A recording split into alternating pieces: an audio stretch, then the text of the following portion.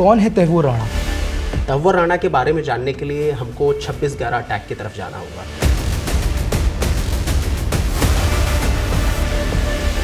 एक बच गया था जिसका नाम हम सब जानते हैं, अजमल कसाब। बेसिकली तहव्वुर राणा पाकिस्तानी बॉर्न और कनाडियाई सिटीजन है और पाकिस्तानी आर्मी में एज ए डॉक्टर सर्व करता है। विनय सर, तैमूर राणा इंडिया आ रहा है, यहाँ आने के बाद उसके साथ क्या किया जाए? पूरी मीडिया सोशल मीडिया पर सुबह से हेडलाइंस का शोर है, इंतज़ार हद का है। सभी कह रहे हैं कि तैमूर राणा दिल्ली लाए जा रहे हैं, टॉप इंटेलिजेंस एजेंसी के लोग उनको अमेरिका से ला रहे हैं। विनय जी, कौन है तैमूर राणा और क्यों अहम है उनका यूएसए से हिंदुस्तान लाया जाना? शुक्रिया विनायक। सबसे पहले तो हमको इस बात की दाद देनी पड़ेगी हमारे देश की सिक्योरिटी एजेंसीज़ की कि फाइनली बरसों की मेहनत के बाद हमारी security agencies Pakistani born terrorist को इंडिया लाने में सफल हो रही हैं और ये कहीं ना कहीं इंडिया की एक डिप्लोमेटिक विन भी है। तहव्वुर राणा के बारे में जानने के लिए हमको 26/11 अटैक की तरफ जाना होगा। 26/11 जो अटैक हुआ था हिंदुस्तान में 26 नवंबर 2008 को, जिसमें 166 लोगों की मौत हुई थी। बड़ी बात जानने वाली ये भी है कि उन 166 लोगों में से 6 अमेरिका के नागरिक भी थे, 10 पाकिस्तानी आतंकी समंदर के रास्ते हिंदुस्तान में दाखिल हुए और मुंबई के डिफरेंट लोकेशन पे इंक्लूडिंग लियोपोल्ड कैफ़े, ताज होटल, ओबेरॉय ट्राइडेंट में इन लोगों ने हमला किया। 10 पाकिस्तानी टेररिस्ट में से 9 को वहाँ पे हमारी सिक्योरिटी एजेंसीज ने ख़त्म कर दिया। एक बच गया था जिसका नाम हम सब जानते हैं, अजमल कसाब, जिसको फाइनली 2012 में नवंबर के महीने में फांसी दी गई। जब ये तमाम जांच चल रही थी, जब इन्वेस्टिगेशन चल रही थी हमारी सिक्योरिटी एजेंसीज की, तो 2 नाम बार बार आ रहे थे उन लोगों के रिकॉर्ड्स में। पहला नाम डेविड कोलमैन हेडली का और दूसरा नाम तहव्वुर राणा का। अच्छा, इसमें सबसे बड़ी बात यह है कि तहव्वुर राणा जिस दिन ये अटैक हुआ 26/11 मतलब 26 नवंबर 2008 को, उससे 5 दिन पहले तक मुंबई में था। एक मशहूर होटल है पवई में, मुंबई के पवई में रेनेसेंस होटल, वहाँ पे वो 11 तारीख से 21 तारीख तक रुका हुआ था और उसने इस पूरे के पूरे जो घटनाक्रम था, जो आतंकी हमला होने वाला था, इसकी उसने अच्छे से तस्दीक की थी और उसके बाद वो वहाँ से वापस दुबई फ्लाई बैक कर गया। विनय जी, इसमें अंदर एक पाकिस्तानी कनेक्शन भी था, वो क्या था? बेसिकली तहव्वुर राणा पाकिस्तानी बॉर्न और कनाडियाई सिटीजन है, अगर इसको ऐसे देखें तो। तहव्वुर राणा का जन्म पाकिस्तान में होता है, उसके बाद वो वहाँ से मेडिकल की शिक्षा लेता है और पाकिस्तानी आर्मी में एज ए डॉक्टर सर्व करता है। उसकी बीवी भी डॉक्टर थी। 1997 में तहव्वुर राणा अपनी बीवी के साथ कनाडा शिफ्ट हो जाता है। उसके बाद 2001 में उसको वहाँ की नागरिकता भी मिल जाती है। 2009 में जब यूएस की सिक्योरिटी एजेंसीज़ ने तहव्वुर राणा को गिरफ्तार किया, उसके बाद केस चलता रहा। 2013 में जाकर के तहव्वुर राणा पे इल्ज़ाम लगाया गया कि जो भारत में आतंकी हमले में लोग मरे थे, जिसमें 6 अमेरिकी नागरिक थे, उसकी कुल सज़ा इनको 14 साल सुनाई गई, जिसके बाद से अब तक वहाँ पे जेल में सजा काट रहे थे। विनय भाई, ये तो हमें समझ में आ गया, पर जो मुंबई हमला हुआ था 26/11 का, वो 2008 में हुआ था। आज 17 साल हो चुके हैं, तो ये तहव्वुर राणा को 17 साल बाद कैसे लाया जा रहा है और हमें इतना समय क्यों लग गया इसमें? जब भी किसी अपराधी को या किसी नागरिक को विदेश से इंडिया एक्सट्रेडिट करना होता है तो ये बड़ा लंबा प्रोसेस होता है। उसको पहले वहाँ के लीगल रूल्स फॉलो करने होते हैं। अब जैसे इस तहव्वुर राणा केस की मैं बात करूँ तो इसकी एक टाइमलाइन आपको बताता हूँ। 2011 में शिकागो की यूएस डिस्ट्रिक्ट कोर्ट ने राणा को एलईटी की मदद करने का आरोपी पाया, ठीक है, और दोषी ठहराया। उसके बाद उसको 2013 में सजा हो जाती है।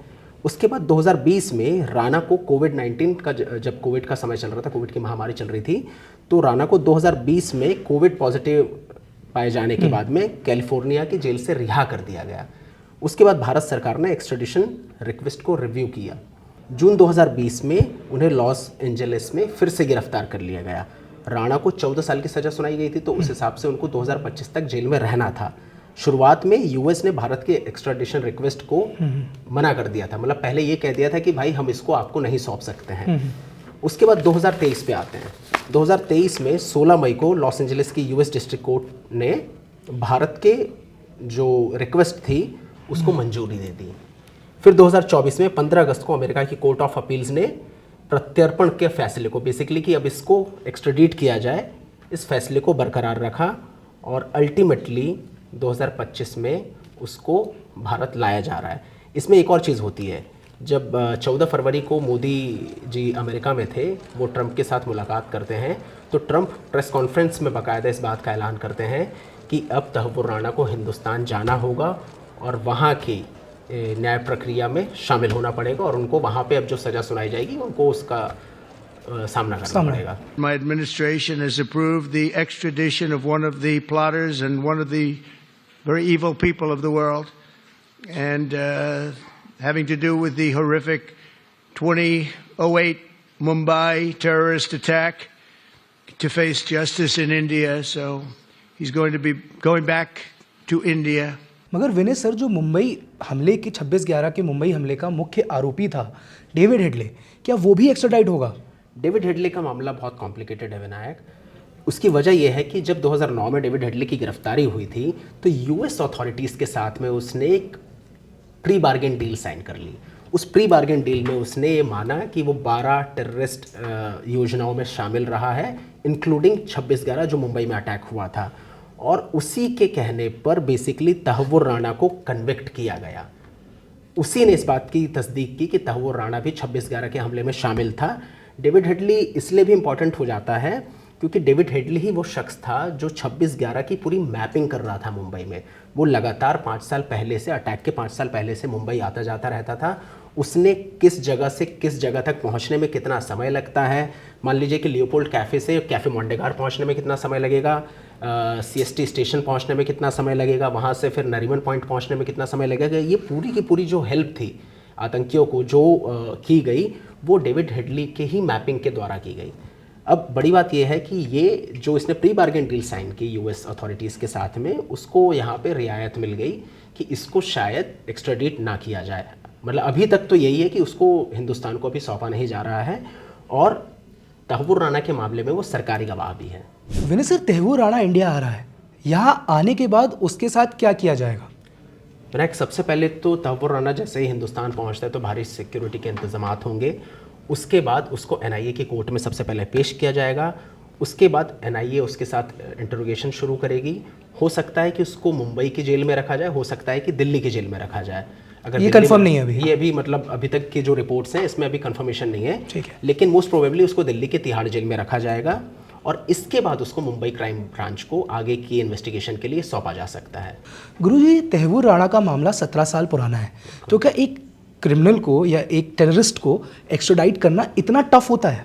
बिल्कुल टफ होता है विनायक। उसकी मूल वजह यह है कि हर मुल्क की, हर देश की दूसरे नेशन के साथ में एक ट्रीटी साइन होती है, एक्स्ट्रेडिशन ट्रीटी। वैसे यूएस के साथ हमारी एक्स्ट्रेडिशन की ट्रीटी है, इसलिए हम तहव्वुर राणा को ला पा रहे हैं, लेकिन इसमें होता यह है, जैसे विजय माल्या है यूके में या नीरव मोदी है, हम लोग इनको भी लाने की कोशिश कर रहे हैं, बट होता यह है कि जब ये लोग दूसरे मुल्क में पहुंच जाते हैं तो पहले वहाँ की सारी लीगल फॉर्मेलिटीज़ को पूरा करना पड़ता है, और जब वो एग्जॉस्ट हो जाती हैं उसके बाद वो उसको एक्स्ट्रेडिट करना आसान होता है। तो जैसे अभी तक विजय माल्या वहीं पे हैं। तो गुरुजी, पहले भी क्या ऐसे एक्स्ट्रेडिशंस को हमने देखा है इंडिया में होते हुए कि कोई क्रिमिनल हो या कोई टेररिस्ट हो जो बाहर भाग गया हो और उसको हमने एक्स्ट्राडाइट करके इंडिया में लाए हो? बिल्कुल बिल्कुल विनायक, ऐसा पहले भी होता रहा है। जैसे सबसे मशहूर केस तो जो टेररिस्ट कह लीजिए या अंडरवर्ल्ड माफिया कह लीजिए, अबू सलीम का है, जिनको पुर्तगाल से 2005 में लाया गया। उनके ऊपर आरोप था कि उन्होंने 1993 में मुंबई में जो बॉम्ब ब्लास्ट हुए थे उसमें उनकी इन्वॉल्वमेंट थी, और उसके अलावा भी ढेर सारे क्राइम और मर्डर्स में उनका नाम था। इसके अलावा क्रिश्चियन मिशेल, एक और इम्पॉर्टेंट नाम, इनको यूएई से एक्स्ट्राडिट किया गया इंडिया। इनके ऊपर आरोप ये था कि ये मिडलमैन थे अगस्ता वेस्टलैंड चॉपर केस में। ओके। तीसरा नाम विनायक मुझे याद आता है रवि पुजारी का, जिनको 2020 में सेनेगल से एक्स्ट्राडिट किया गया। अंडरवर्ल्ड डॉन रह चुके हैं, ढेरों उनके ऊपर कत्ल के और एक्सटॉर्शन वगैरह के इल्ज़ाम है। इसके अलावा अभी कुछ दिन पहले, मतलब 2 साल पहले, नीरज बवाना के करीबी हैं फतेह सिंह, उनको थाईलैंड से एक्स्ट्राडिट किया गया। उनके ऊपर भी इल्ज़ाम है कि वो गैंगस्टर नीरज बवाना की कई मामलों में मदद करते थे, और ढेरों मल्टीपल क्रिमिनल केसेस उनके ऊपर भी हैं। इसके अलावा एक और नाम मुझे याद आता है राजीव सक्सेना का। इनके ऊपर इल्ज़ाम था कि ये मिडलमैन थे अगस्ता वेस्टलैंड केस में और मनी लॉन्ड्रिंग का काम करते थे। इनको भी यूएई से एक्स्ट्राडिट किया गया था 2019 में।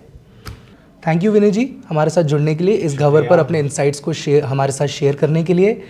We hope that justice will serve. हमारा शो अगर आपको पसंद आए तो लाइक करिए, हमारे चैनल को सब्सक्राइब करिए और अपनी राय हमें कमेंट सेक्शन में दीजिए। Thank you.